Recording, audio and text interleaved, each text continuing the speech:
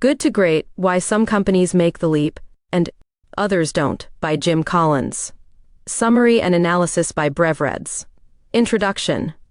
Why do some companies rise to greatness while others get stuck in the realm of being merely good? It's a question that puzzles many leaders and entrepreneurs. The journey from good to great is not about luck or market timing. It's about applying a certain set of principles that help companies make the leap. These principles can turn a decent organization into a world-class one. But more importantly, they aren't just for CEOs or business moguls. They're for anyone trying to transform a school club, a community group, or even themselves. In Good to Great, Jim Collins and his research team dove into data, studied dozens of companies, and emerged with key insights that can guide anyone. They discovered that a company's success often comes down to having the right mindset, focusing on what truly matters, and sticking to a disciplined approach. Throughout this retelling, we'll explore these insights and the incredible stories behind them, stories of leaders who didn't just aim for greatness, but who pursued it relentlessly, often against all odds. Level 5 Leadership: Humble and Fearless. To understand what sets truly great leaders apart, think about someone like Darwin Smith, who led Kimberly-Clark, a paper company, through a massive transformation. He wasn't flashy, didn't have a background that screamed CEO material, and yet he became one of the most significant leaders in corporate history. Why? Because he embodied the traits of what Collins calls a level 5 leader, someone who combines humility with an iron will. When Darwin Smith took over as CEO of Kimberly-Clark in 1971, the company wasn't exactly thriving. They were in the old traditional paper business, competing with giants like Procter & Gamble. Many people, even within the company, doubted Smith's ability to make a difference. He wasn't charismatic in the way you'd expect a CEO to be. He was reserved, often introspective, and spent more time listening than speaking. But beneath that quiet exterior was a fierce determination to see Kimberly-Clark not just survive, but outshine its competition. Smith made a decision that many thought was insane. He sold off the company's mills, which had been the foundation of its business for over a century. Think about that for a moment. It's like a chef deciding to sell their kitchen, or a car company scrapping its production lines. He took this risky move because he believed that the company's future wasn't in producing paper, but in focusing on consumer products like Kleenex and Huggies. It wasn't a popular decision. In fact, it sparked internal backlash, and many senior executives thought it would lead to the company's downfall.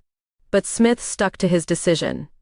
He understood that to achieve greatness, the company had to move away from its comfortable past and take a leap into a more uncertain but promising future. This wasn't just about making a bold move. It was about showing the kind of stubborn resilience that defines great leaders. When the initial results came in, they were far from encouraging. Competitors mocked the decision, the stock price dipped, and many doubted whether Kimberly-Clark could survive the shift. Smith didn't waver. He kept refining the strategy, focused on quality, and pushed his team to think bigger. He never sought credit when things went well. He deflected praise to his team and focused on improving. But when things went wrong, he took responsibility personally. He was known for showing up early, staying late, and being involved in even the smallest details of the business, not because he wanted control, but because he believed in the potential of the company and the people working there. Over the next 2 decades, Kimberly-Clark went on to outperform Procter & Gamble, becoming a leader in consumer products. Kleenex became a household name, and the company's stock returns were more than 4 times the market average. Smith's leadership style, his mix of humility and unwavering resolve, turned what seemed like a doomed strategy into a historic success story. For anyone trying to lead a group or team, Darwin Smith's journey offers a simple yet powerful lesson. Leadership isn't about grand speeches or charismatic charm. It's about doing what's right, even when it's difficult, and believing in the people around you. First who, then what? Getting the right people on the bus. Before any company can decide where it's going, it needs to make sure it has the right people on board. Imagine you're trying to form a championship soccer team. You wouldn't just pick people based on who lived closest or who had the nicest uniforms. You'd focus on finding the best players, the ones who are driven, disciplined, and eager to win. In the business world, the same rule applies. It's not just about coming up with a brilliant strategy, it's about surrounding yourself with the right people first. One of the best examples of this is the story of Wells Fargo in the 1980s and 90s. The bank was facing fierce competition and needed a strategy that would set it apart. But instead of starting with a plan, Wells Fargo's leadership team focused on building a strong core team. They adopted a strict philosophy. They'd only hire the best and keep those who could adapt to a high-performance culture. They called it the bus metaphor. The idea was simple. Before worrying about the route, the company's strategy, they made sure that everyone on the bus was someone they wanted to go on the journey with. And if someone wasn't right for the bus, they had to get off, no matter how much potential they had. This wasn't always easy. They had to let go of people who were talented but not a cultural fit, which sometimes led to difficult conversations and tough decisions. For example, when Wells Fargo decided to move its headquarters, some longtime employees were upset, believing the bank was losing touch with its roots. But the leadership team was clear. They needed people who believed in the vision, not just the history. Those who couldn't get on board with the changes were asked to leave. While this might sound harsh, it was this uncompromising focus on people that allowed Wells Fargo to thrive. And the results? Wells Fargo became one of the best-performing banks of the era. Its stock consistently outpaced competitors, and it navigated economic downturns more smoothly than many of its rivals. But this wasn't because they had a perfect business plan. It was because they had built a team that was adaptable, resilient, and ready to tackle whatever challenges came their way.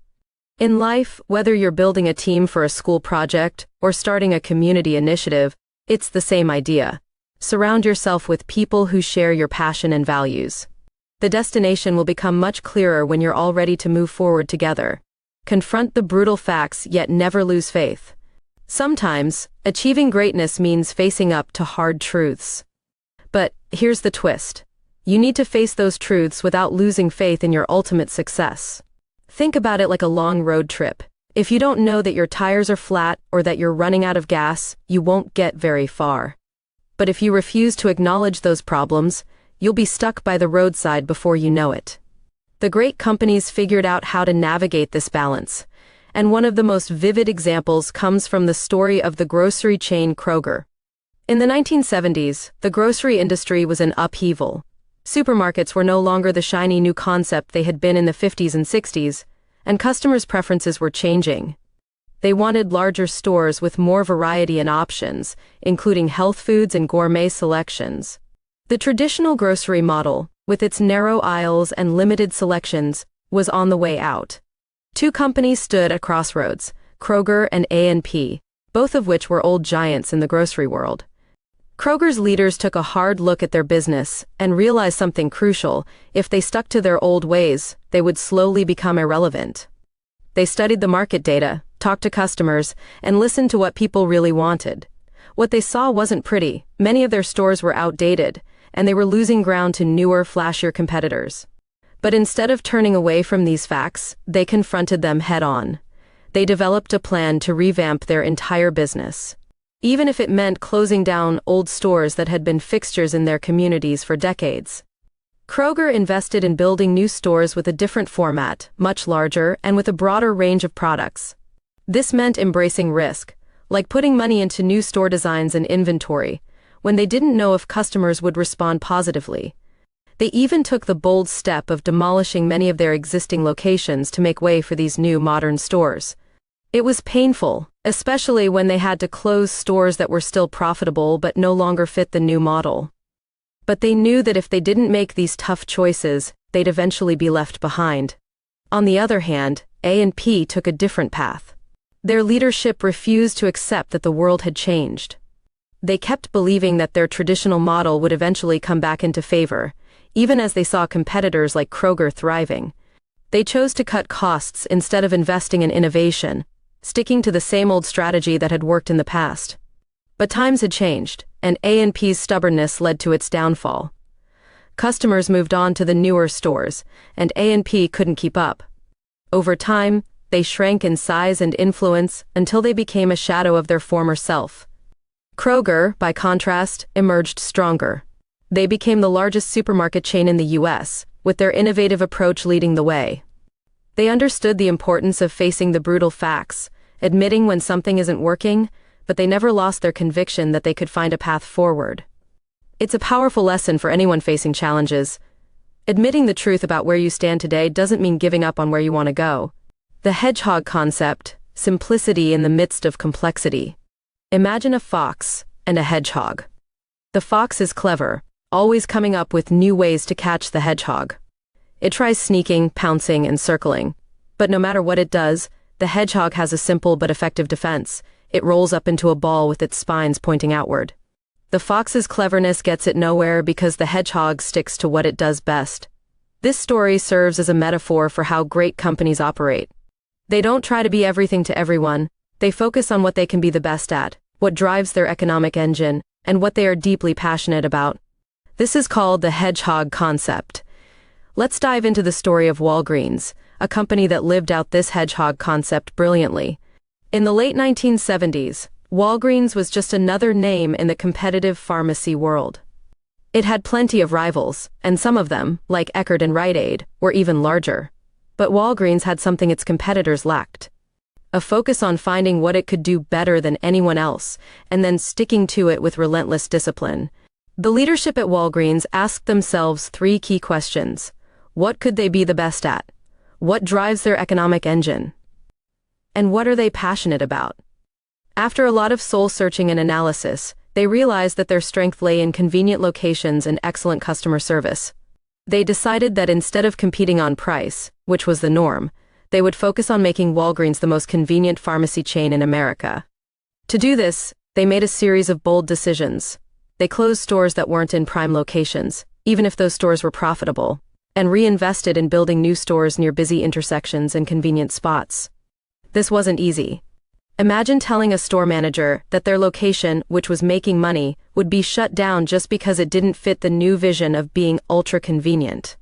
There were a lot of hard conversations and tough choices, but the leadership knew that sticking to their hedgehog concept was more important than short-term gains. They also invested in creating a top-notch customer experience, with clean, well-organized stores and friendly staff. And they leveraged their expertise in pharmacy services to create a one-stop shop for prescriptions, over-the-counter medicine, and convenience items. By the 1990s, this focus had paid off massively. Walgreens' stock price soared, leaving its competitors far behind. Even as newer challenges emerged in the 2000s, the company's focus on convenience kept it resilient.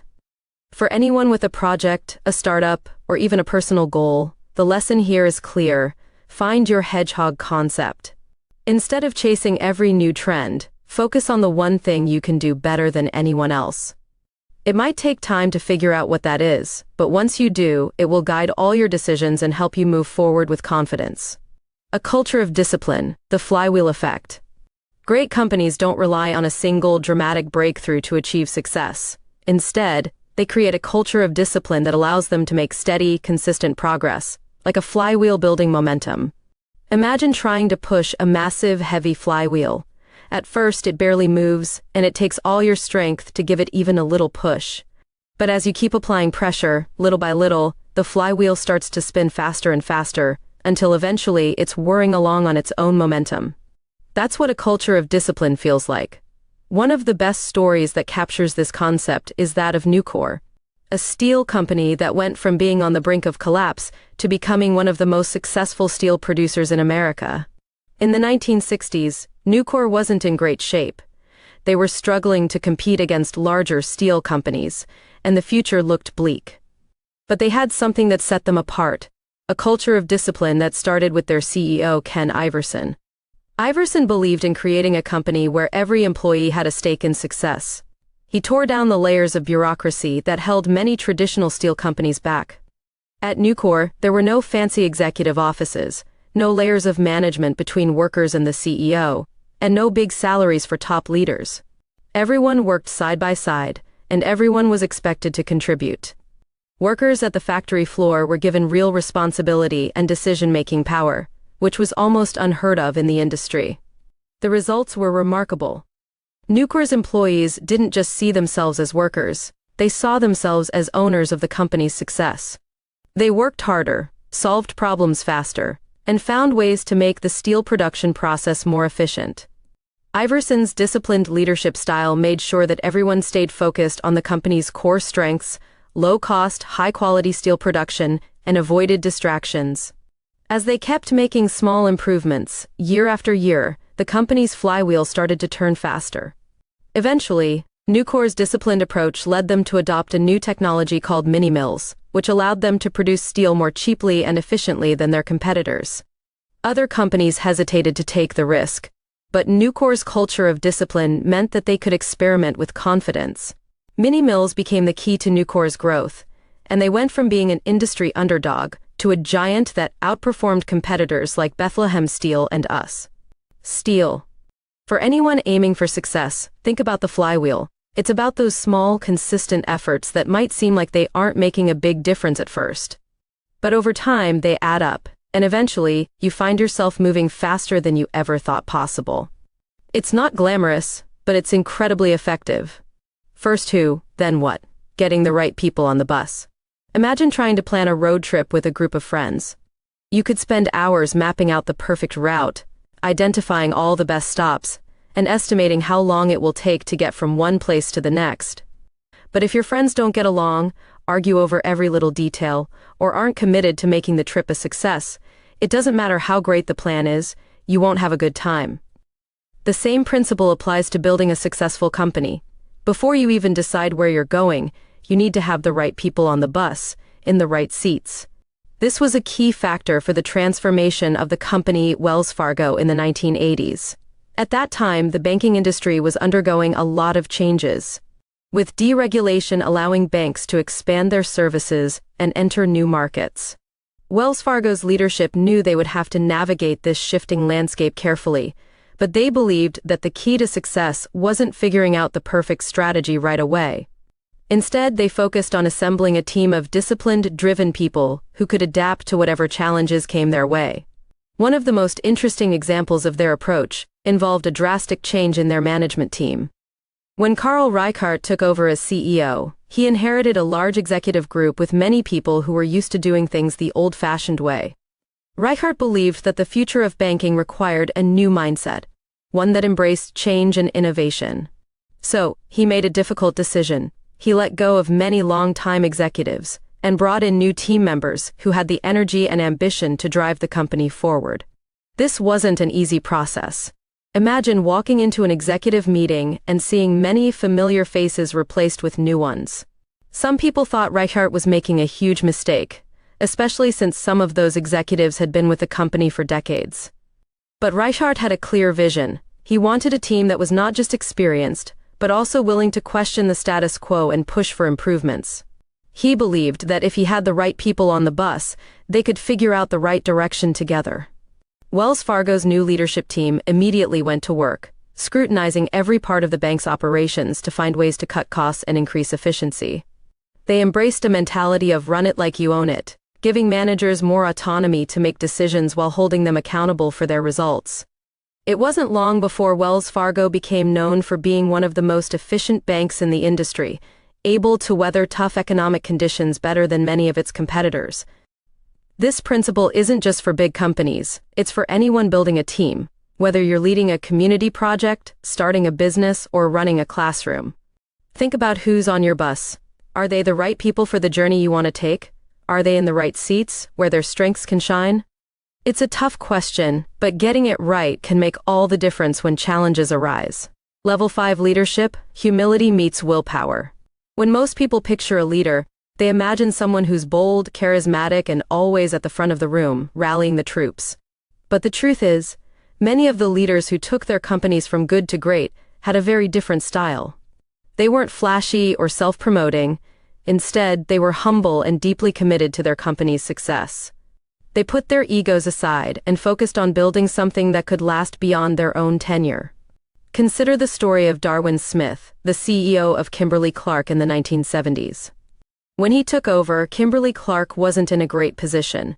They had been a paper-based company for over 100 years, but they were losing market share to bigger competitors like Procter & Gamble. Many people doubted Smith's ability to turn things around. He didn't have the flashy credentials or extroverted personality that many associate with leadership. But Smith had something else, a quiet determination and a willingness to make tough decisions, no matter how unpopular they might be. One of the boldest moves Darwin Smith made was selling off Kimberly-Clark's traditional paper mills, including some that had been in operation for generations. It was a risky decision, and many people within the company thought he was crazy. They saw it as abandoning their core business. But Smith had done his research, and he believed that Kimberly-Clark's future lay in consumer products like Kleenex and Huggies. Selling the paper mills allowed the company to reinvest in building a strong brand in these areas, and over time it paid off in a big way. Smith didn't take credit for the company's success. He often praised the efforts of his team and remained focused on the company's long-term goals rather than seeking attention for himself. Despite being a highly successful CEO, he lived modestly, often dressing like any other employee and driving an old car. To him, it was never about showing off. It was about building a company that could thrive for decades. This approach might seem counterintuitive, but it was exactly what Kimberly-Clark needed to succeed. Under Smith's leadership, Kimberly-Clark not only became a leader in the consumer products market, but also outperformed Procter & Gamble, the industry giant they once feared. For anyone aspiring to lead, this story is a reminder that humility can be a leader's greatest strength. It's about putting the mission before your ego and having the determination to do whatever it takes for the long-term good. Technology accelerators, using technology as a tool, not a magic bullet. In the quest for greatness, many companies fall into the trap of thinking that the latest technology will be their secret weapon. But the truth is, technology by itself doesn't make a company great, it's how you use it. It's like owning a fancy sports car. Just because you have it doesn't mean you'll win the race, it's how you drive it that counts. The great companies understood this and used technology to enhance their existing strengths, rather than relying on it to save them. Take the story of Walgreens again. By the 1990s, they were already well on their way to becoming a dominant player in the pharmacy market. But they didn't rest on their laurels. They embraced new technology not because it was trendy, but because it helped them improve their core strength, convenience. One of their major moves was investing in an online prescription refill system at a time when many people were still skeptical about e-commerce. Walgreens' leadership saw that many of their customers were busy people who would appreciate the ability to refill prescriptions without having to wait in line. They realized that if they made it easy for people to manage their health online, they would not only improve customer satisfaction, but also streamline their operations. It wasn't just about having a website. It was about using technology to make life easier for their customers. This decision paid off big time. Walgreens' online refill system became a hit, attracting millions of users and giving them a significant advantage over their slower-to-adapt competitors. But even with this success, Walgreens didn't start calling themselves a tech company. They always viewed the technology as a tool, not the destination. It's a lesson that's especially relevant in today's world, where new apps and platforms pop up every day. Focus on what you're already great at and use technology to make that even better. The hedgehog concept. Simplicity in the face of complexity. Imagine you're walking through the woods and come across a fox and a hedgehog. The fox is cunning, fast, and always looking for a new strategy to catch its prey. It tries different angles and approaches, coming up with clever plans to trap the hedgehog. But every time the hedgehog does the same thing, it rolls into a ball, spikes out, and waits. The fox keeps changing tactics, but the hedgehog sticks to its simple but effective defense, and it works every time. This is the essence of the hedgehog concept. In business, many companies try to be like the fox, always searching for the next big thing, hopping from one strategy to another. But the companies that made the leap from good to great acted more like the hedgehog. They identified a clear, simple concept that they could excel at and stuck to it, even when faced with distractions or new trends. This wasn't about doing many things well, but doing one thing exceptionally well. Let's take a deeper look into the story of Walgreens, which managed to simplify its focus and, as a result, outperform many of its competitors. In the 1970s and 1980s, Walgreens was facing fierce competition from discount drugstores and supermarkets that sold prescription drugs at lower prices. It would have been easy for Walgreens to try and match the low prices, or expand into other areas like many of its competitors. Instead, they asked themselves three key questions that defined their hedgehog concept. What can we be the best in the world at? Walgreens realized that they could be the best in providing convenience in the pharmacy market. They focused on making it easy for people to access their stores, ensuring that customers could get what they needed quickly. What drives our economic engine? For Walgreens, it wasn't just about selling prescriptions, it was about creating a retail experience where customers would pick up a few extra items while they were there. By focusing on increasing revenue per customer visit, they found a simple metric that drove their profitability. What are we deeply passionate about? Walgreens' leadership had a genuine passion for improving people's health and convenience. They understood that if they made their stores more accessible and user-friendly, they would be fulfilling a purpose that aligned with their values. Armed with these insights, Walgreens made a bold move to increase their store density in key areas. They realized that their customers wanted pharmacies to be nearby, close to work, home, or school, so they began building more stores, even if it meant relocating some existing ones to better locations. This focus on accessibility might sound simple, but it required discipline and the willingness to stick to their concept even when others doubted them. One of the most illustrative examples came when Walgreens decided to close their successful store in downtown Chicago, which had been a moneymaker for years. The reason? It wasn't as conveniently located as a new site they had identified. Moving the store wasn't the obvious choice. It was a decision rooted in their commitment to making Walgreens the most convenient pharmacy for their customers. The move paid off, as the new location drew more traffic and revenue than the old one ever had. The idea of the hedgehog concept isn't just for big corporations, it can be applied to personal goals too. Think about what you do best, what drives you, and what you truly care about. Instead of spreading yourself thin by trying to do everything, focus on the one thing that aligns with those three areas. It might take time to figure out, but once you do, it can guide all your decisions, helping you stay on track even when things get tough. A culture of discipline, when responsibility meets freedom. Imagine a workplace where no one is checking up on you every 5 minutes, but you still feel a strong sense of responsibility to do your best work. It's not because someone is watching over your shoulder, it's because you care deeply about the quality of what you do. This is what it means to have a culture of discipline, and it was a crucial factor in the companies that made the leap from good to great. One of the best examples of this comes from Nucor, a steel company that transformed itself in a notoriously difficult industry. In the 1960s, Nucor was struggling to stay afloat, facing financial losses and an uncertain future. But when Ken Iverson took over as CEO, he introduced a radically different approach to running the company, one that gave employees a great deal of freedom but also required them to take on a high level of responsibility. Iverson believed that the people closest to the work were the best suited to make decisions about how to do it. So he scrapped the traditional layers of management and created a flat organizational structure, where workers on the factory floor had more decision-making power than their counterparts at other steel companies. This might sound risky. Imagine giving factory workers the freedom to decide how to run their own production lines. But Iverson paired this freedom with a strong culture of accountability. At Nucor, employees were given stock options, tying their financial success to the company's performance. This meant that if the company did well, they did well too. They were also rewarded for productivity, with bonuses directly linked to the amount of steel they produced. This wasn't just about giving workers a financial incentive, it was about creating a sense of ownership. The people at Nucor knew that their efforts directly impacted the company's success, and they took pride in that. There's a memorable story about how Nucor handled a major breakdown in one of their plants. Instead of waiting for upper management to figure out a solution, the workers took it upon themselves to fix the problem. They stayed on site for hours, working together to come up with a solution, and managed to get the plant running again much sooner than anyone expected. When Iverson heard about it, he wasn't surprised. He knew that Nucor's culture of discipline empowered people to take initiative in moments like these. The results of this culture were remarkable.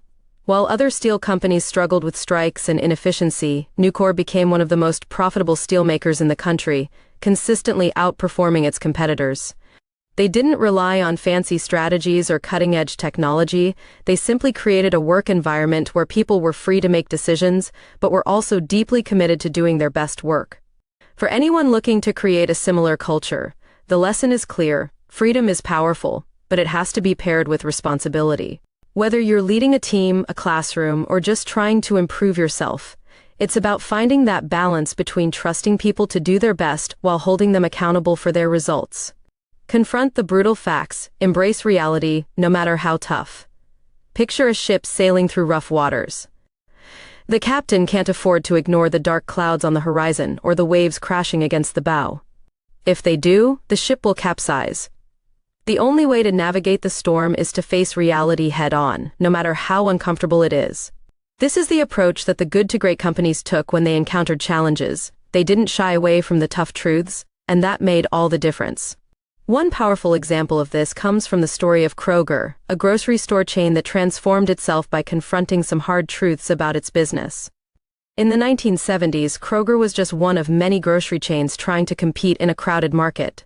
But when their leadership took a closer look at the trends shaping the industry, they realized something uncomfortable. The traditional grocery store model, with its small aisles and limited selection, was becoming outdated.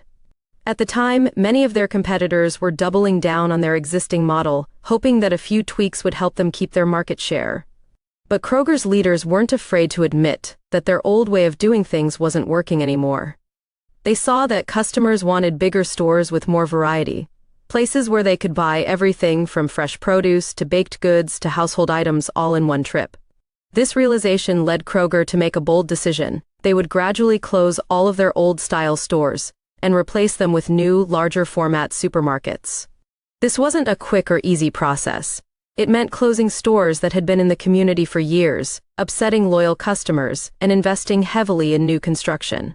But Kroger's leadership believed that if they faced the brutal facts about what customers really wanted, they could build a stronger business in the long run. Their decision paid off. By the 1990s, Kroger had become one of the most successful grocery chains in the United States, while many of their competitors who stuck to the old model had faded away. Instead of hoping that the market would change back in their favor, Kroger confronted reality and adapted to it, and that's what allowed them to thrive. This idea of confronting the brutal facts is crucial in any situation, whether you're running a business or navigating a personal challenge. It's tempting to avoid the difficult truths, but those are the very things that can guide you toward a better path. When you face reality head-on, you give yourself the chance to adjust course and find a way forward. Conclusion: turning good into great with actionable steps. Now that you've explored the stories, lessons, and principles behind transforming a company or even yourself from good to great, it's time to take action. The path to greatness isn't reserved for the rare few. It's a journey that anyone can embark on with the right mindset and practices. Here's a simple plan you can follow to put these ideas into action. Find your hedgehog concept. Ask yourself 3 critical questions. What are you truly passionate about? What can you be the best in the world at? What drives your economic engine or your personal sense of purpose? Write down your answers and focus on where these 3 elements intersect. This will become your guiding concept. Whether it's for your career, personal life, or a project, stick to this focus and let it guide your decisions. Surround yourself with the right people. Create your own version of a level 5 team. These are people who care more about achieving a shared vision than about their own egos. If you're leading a team, focus on getting the right people into the right roles, and don't hesitate to make changes when needed. If you're working on personal growth, find mentors, friends, or groups that will challenge you and hold you accountable. Confront the brutal facts. Embrace reality even when it's tough to face. Identify any challenges or weaknesses you have been avoiding. Make time regularly to review your progress honestly. Ask yourself, what isn't working right now? And be willing to change course when necessary. Don't sugarcoat problems. Deal with them head on, but keep faith that you can find solutions. Create a culture of discipline. Focus on what matters most and cut out distractions. Define clear priorities and don't deviate from them. Set small, achievable goals that align with your hedgehog concept and follow through consistently. Allow yourself or your team the freedom to act within a disciplined framework. Encourage taking initiative but always within the scope of your clear objectives. Leverage the flywheel effect. Recognize that progress might feel slow at first, like pushing a heavy flywheel. But every small push builds momentum. Break down your big goals into daily or weekly actions. Focus on steady progress rather than instant results. Celebrate small wins to keep yourself motivated, but don't lose sight of the bigger picture. Over time, the momentum you build will compound. Use technology wisely. Don't get caught up in chasing the latest tech trends. Instead, identify tools that can enhance your strengths and make what you do best even better. Ask yourself, does this technology support my core focus? If not, consider whether it's a distraction.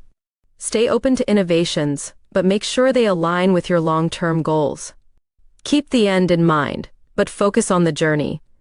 Remember, greatness isn't a destination but a continuous process. Keep refining your hedgehog concept and pushing your flywheel. Regularly revisit your progress, goals, and team dynamics. Adjust where needed, but stay committed to the journey. Be patient with yourself. Greatness takes time, but if you stick to these principles, you'll see the transformation over time. By following these steps, you can apply the core principles of turning good into great in your own life or business. Focus on consistency, embrace discipline, and keep your eyes on the long-term vision. Greatness is within reach if you are willing to put in the effort and stay true to what you can uniquely offer. Thank you for completing another BrevRed video. Like and subscribe to see more of our videos. If you have a particular book that you would like us to summarize, please share it in the comments section below.